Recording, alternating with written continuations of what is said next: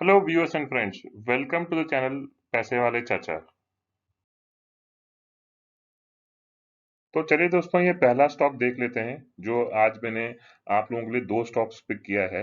तो जो पहला स्टॉक है, अभी जो मार्केट प्राइस है 235 में ट्रेड कर रहा है और 5 साल के अंदर हम देख सकते हैं कि 217% का रिटर्न दिया है। जैसे कि आपके स्क्रीन के सामने आ रहा है दोस्तों, ये कंपनी का जो मार्केट कैप है 3,900 करोड़ का है। तो हमने स्टॉक क्यों पिक किया है, उसका रीजन ये है कि कंपनी जो है basically manufacturing of rubber chemicals में डील करता है। तो ऑब्वियसली अगर रबर केमिकल्स के अगर इंडस्ट्री में डील कर रहा है तो उसके क्लाइंट्स भी जनरली बेसिकली आपके टायर मैन्युफैक्चरर जो मेजर होते हैं वो टायर मैन्युफैक्चरिंग के रिक्वायरमेंट के लिए फुलफिल होता है। बट ये जो इस कंपनी की जो खास बात यह है कि ये टॉप 10 ग्लोबल प्लेयर में आ रहा है in terms of manufacturing of rubber chemicals. और इंडिया के अंदर जो मार्केट शेयर है इस कंपनी के पास 40% मार्केट शेयर है। और सबसे अच्छी बात क्या है कि डेट फ्री कंपनी है।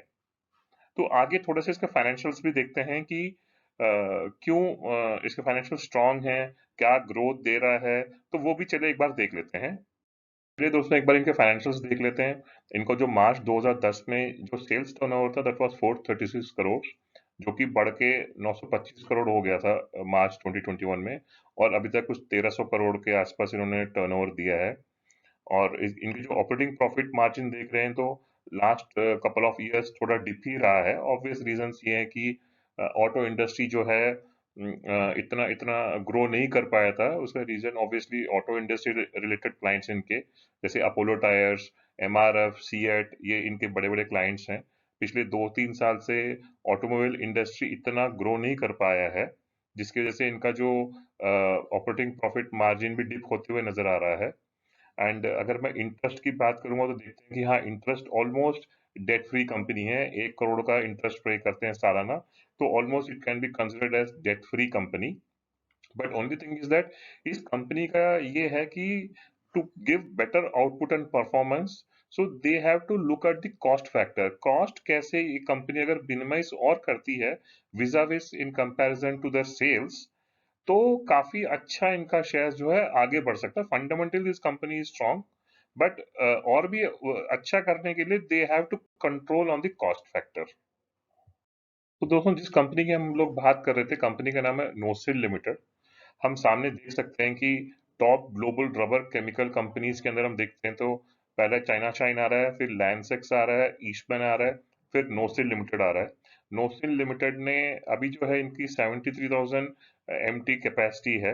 Now which expanded it to 110,000 MT. इसका मतलब ये बेसिकली टॉप 3 में आ जाएगा कंपनीज में, जो कि वर्ल्ड ग्लोबल प्लेयर में टॉप 3 में आना है। एक इंडियन स्मॉल कैप कंपनी की बात कर रहे हैं तो वो एक अपने आप में एक अचीवमेंट है। तो अगर ये अपना कॉस्ट कम करके अपने जो मार्केट शेयर और बढ़ा सकते हैं, जिससे इनका शेयर प्राइस जो है आगे और बढ़ सकता है।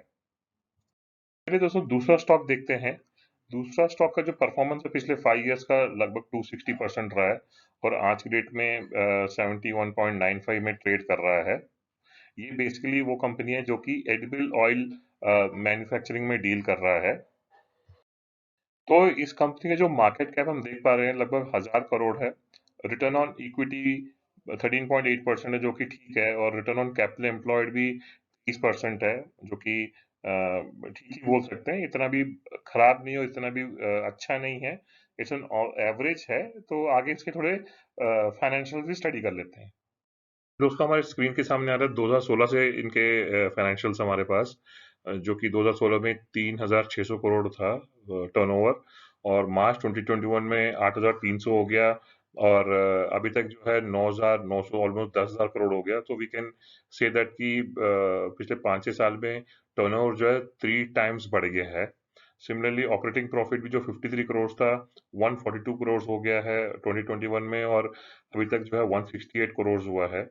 एंड जो ऑपरेटिंग प्रॉफिट मार्जिन है वो भी एक तरह से स्टेबली चल रहा है इनका। तो काफी फंडामेंटली स्ट्रांग लग रहा है। अभी तक तो ग्रोथ जो है काफी फंडामेंटली स्ट्रांग लग रहा है। कंपनी के जो परफॉर्मेंसेस है काफी सेटिस्फैक्शन लग रहा है over a period of last 5-6 years. तो चलिए सामने देख लेते हैं। 1 महीने के अंदर कंपनी ने लगभग 10% का रिटर्न दिया है और कंपनी का नाम जो है गोकुल एग्रो रिसोर्सेज लिमिटेड है। एंड आगे एक बार जैसे मैंने आपको पहले ही बताया था कि एक बार टेक्निकल एनालिसिस भी मैंने कोशिश कर रहा हूँ आजकल समझने के लिए, तो एक बार वो भी देख लेते हैं।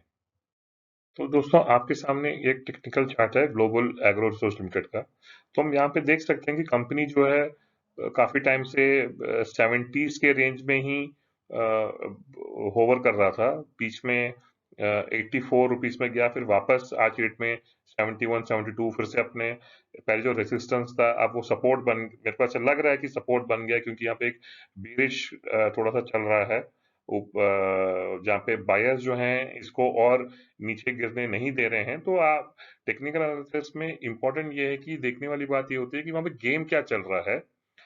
तो आप सामने देख सकते हैं कि प्राइस नीचे आया है बेरिश होके, लेकिन यहाँ पे देखो ग्रीन कलर का कैंडल्स दिख रहे हैं हम लोगों को, जो कि एक बुलिश कैंडल है। यहाँ पे लोग खरीद रहे हैं चीजों को, but at the same time हमको एक नजर वॉल्यूम पे भी रखना चाहिए।